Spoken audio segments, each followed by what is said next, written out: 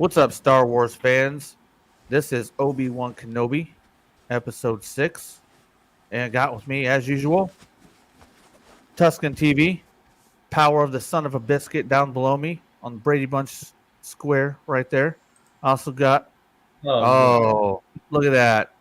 Oh, That's the God. balls. Hello there. What up? What up? That's the balls. Hey, we have an official Tusken Raider here tonight. Bro, what'd you do with Tusk? Do the noise. He can do the noise. Oh, and I got with me. Told you I won't be able to hear you for a second. Okay, I got with me. Old Ben Kenobi. So I did give him that nickname a long time ago, along with Devil. Anybody who's known Ben Kenobi knows why I used to call him Devil, but he got that nickname from me. Maybe some other people in his past, I don't know. But and also over here, this way, I got the man who just wants leader of Cola, Ramrod. Ramrod the Super Trooper. Yeah. Yeah, go ahead and take it away, guys. I got something going on here if you can. We'll wait for some people to file in. We got real quick before we go, we got Northeast Ohio Diecast and Treasure. M3 Reviews. What's up, Marcos? He actually brought a good point to me that I didn't even realize about this series I'll be talking about sometime. Pop the Trunk Toys is here. What's up, Pop the Trunk? And we got M3 shouting out McDJ ACDC, a banger as always, man. Let me make sure if we got anything else. Oh, Curtis Schultz is in the house. We'll talk about that later. Go ahead, guys. So, Tusk, how do you like the beginning of this, the intro? Just, how it started and, picked up from the last episode. I can't even remember how it started, to be honest with you. That was directly like Reva, right? Is that how it started? I can't remember how it started. Ben, can you remind me? Was it Reva on Tatooine that started out? Okay. I believe so. Yeah, that's the first scene. And then it went right into Vader's Star Destroyer chasing Kenobi's. Yeah, you get to see the ship zigzagging and pew pew pew pew. Like that's.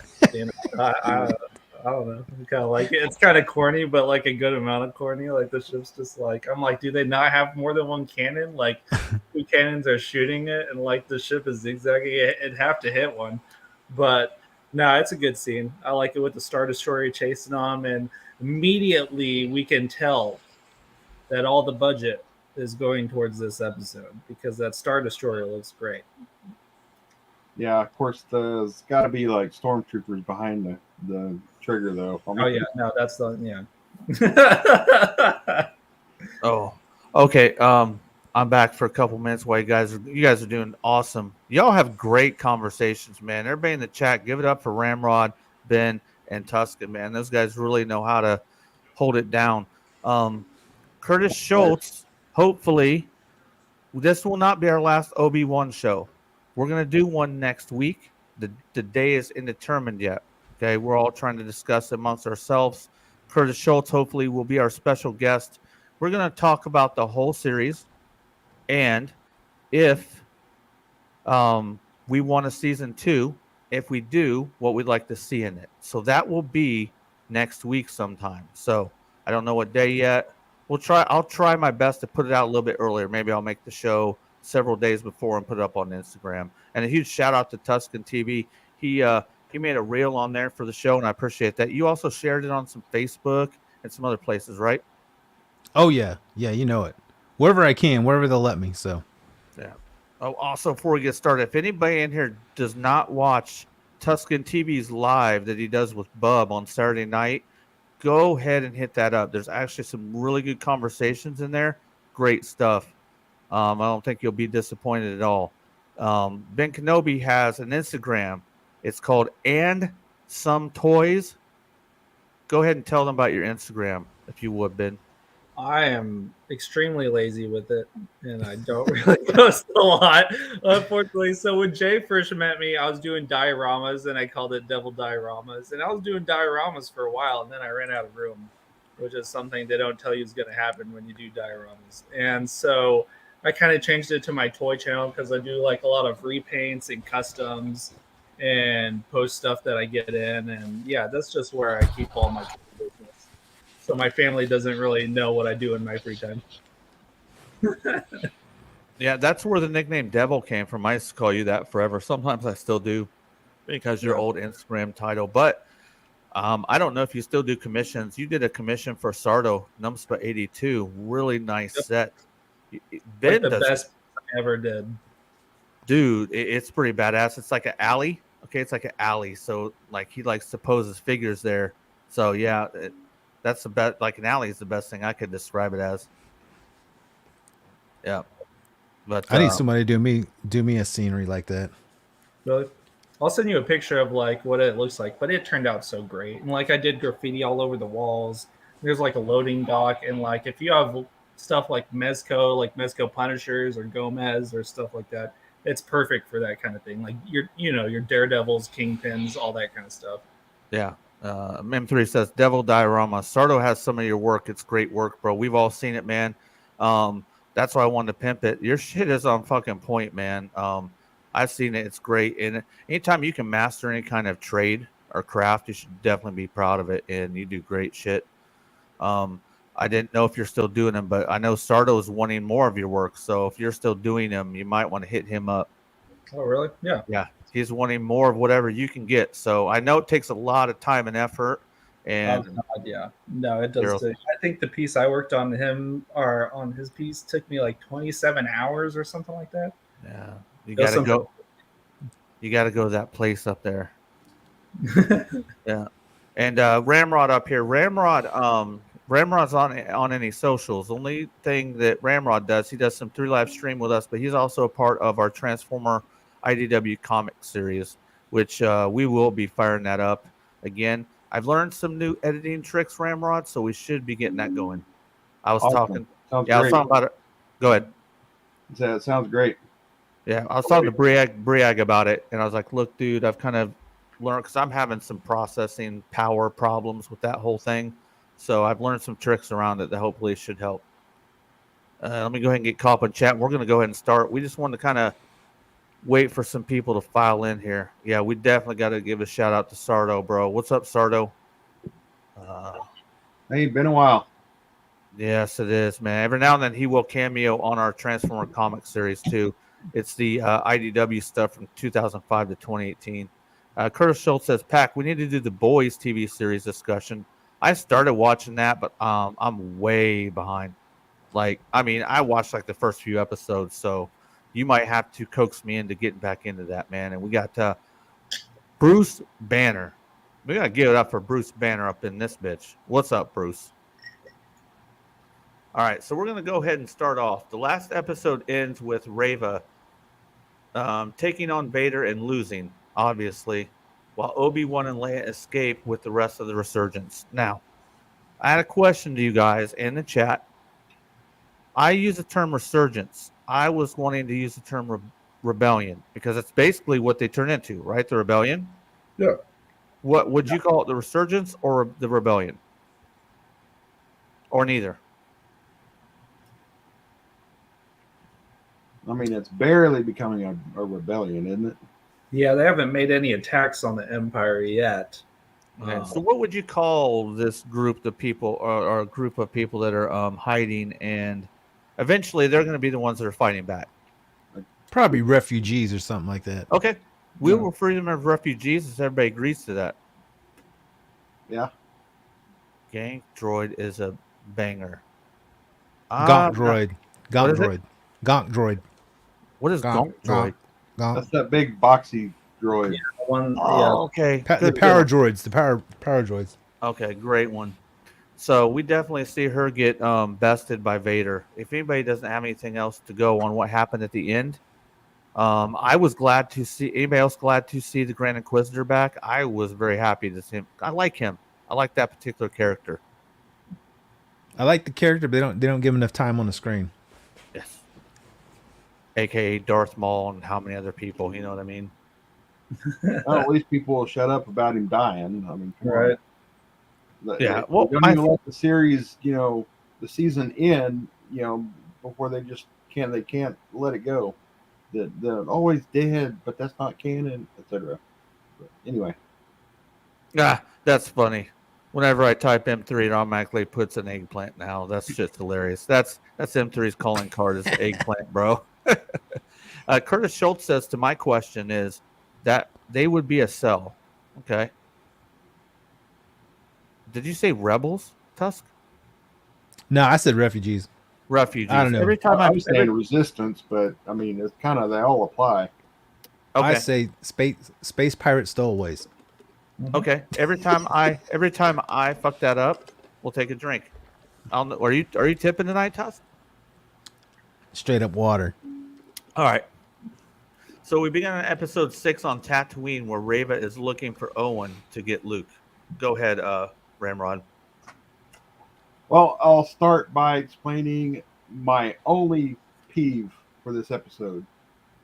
And they kind of sort of fix it if you look at it like this. But all of a sudden, Reva's on Tatooine. I mean, but then they cut to, after Reva's episode, or, scene, they cut to Obi Wan and them being chased at the same time. That's obviously right after the last episode. But later on, they do a thing where, a little, I think there's got to be a time difference there, but they do a thing where if you look at it sideways, it kind of fixes itself. But that aside, I honestly, enjoyed the rest of this episode.